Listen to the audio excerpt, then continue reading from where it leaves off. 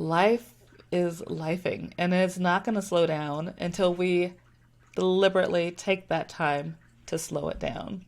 The work is going to be there, my friend. So perhaps you might give yourself the gift of saying, hold up, this is me time. So, a few ideas there. Perhaps a Friday afternoon you take off and you don't need to tell anybody where you're going. But if you feel like you need to, the green light card is always, I have an appointment. Nobody needs to know that that appointment is with you. But on that appointment, I want you to take yourself to a movie theater. If you're in a warm environment, take yourself to the beach or on a long walk, enjoy the weather. Take yourself to your bedroom and take a nap.